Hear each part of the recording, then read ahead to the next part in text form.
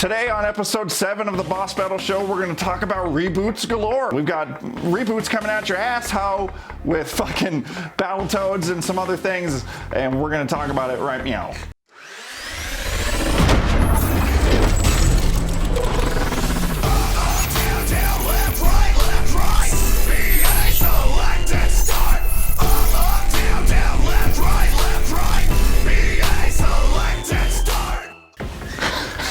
Ouch, asshole.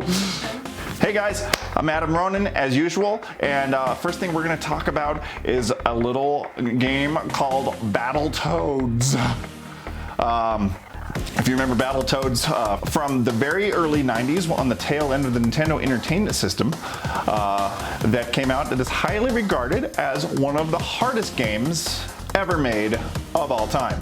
And I can attest to that because I played it, I played the fuck out of it, and I never, ever got past the second level. Did you play? Battletoads? Yeah. That shit was tough. I mean, it was no Ninja Gaiden. It was tough. Gaiden. Anyway, yes, it was not as hard as Ninja Gaiden. Gay guy. That's funny. But I loved it. That was back when I could have the patience to play games and enjoy them being difficult and enjoy wanting to just break that controller in half and shove it up my ass. But the fun thing about Battletoads is everyone knows that Rare has been on kind of a losing streak with them being kind of pigeonholed into the fucking shithole Connect games that they've been coming out with, but they have said they're coming out with a game that is a classic IP of theirs. They haven't revealed what. Everyone kind of expected that it's either Banjo-Kazooie or Battletoads, and or Perfect Dark or some other bullshit. But I was hoping for Battletoads, and it's looking more and more like that might be the case. At the Windows 10 event, Chris Charla said that Battletoads are going to be making an appearance in the Xbox One version of Shovel Knight, which is kind of exciting if you're into that. It doesn't really fit the motif of Shovel Knight, but it's cool to see them being all toady and shit. But and then he said, and he kind of hinted, and he said, I wonder when we'll see them again. Maliciously, like, I wonder, these nerds. So that kind of, it of course confirms nothing, but does kind of say that, you're gonna see the fucking Battletoads again. They're gonna come. I suspect that the game will be significantly easier, but I'm kind of hoping for like some Dark Souls type of shit where you die like every 5 minutes. No, 30 seconds. I don't know, something dumb. Phil Spencer is notably a fan of Battletoads as well. As a few conferences he's been seen wearing a Battletoads shirt. Ken Lobb, who is a previous Rare alumni who worked on notable games such as Killer Instinct, one of my favorites, also worked on the original Battletoads. Kind of hinted at it once a few months prior back about different Rare IPs making an appearance, and someone casually asked him about Battletoads, and Ken Lobb, in all his wisdom, said, yeah, someday. So, we can expect to see Battletoads making an appearance by 2015's end.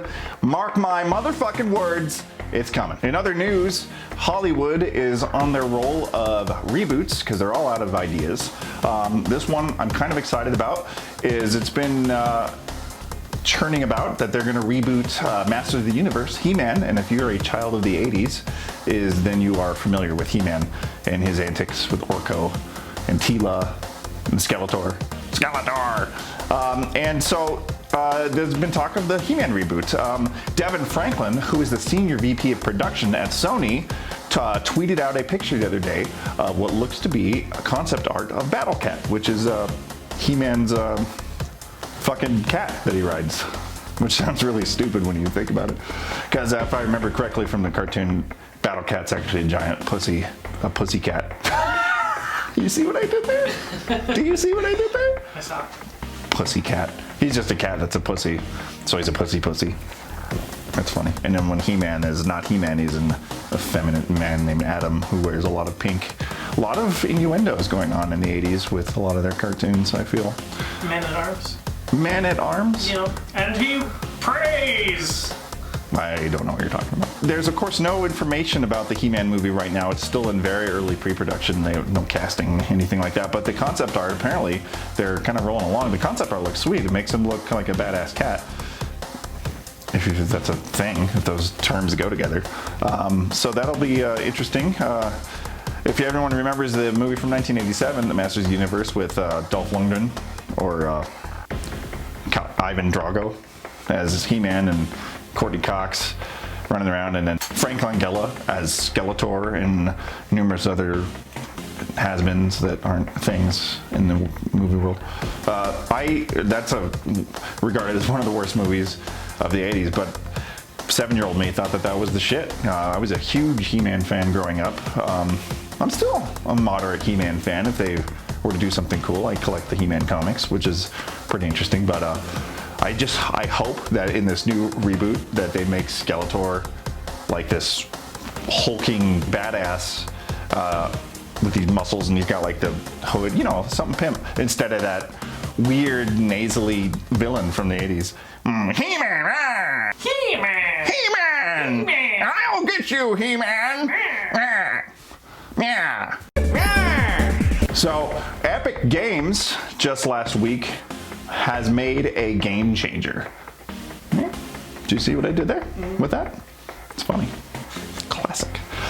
So Unreal Engine 4.7 was just released alongside with the news that they have now made Unreal Engine 4 free for everybody to use.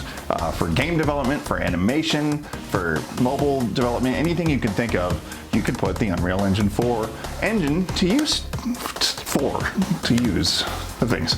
Unreal Engine 4 was previously $19 a month subscription service, which still is not unreasonable compared to Unity's engine, which is upwards of several $1,000s for a professional license. So Unreal Engine has been affordable, but now it's as affordable as you can get. All they ask is for a small, I guess it wouldn't be small if you're making bank, but a 5% commission if your product makes a revenue of over $3,000 per quarter. They'll take 5% of that, and that's how they'll make their money.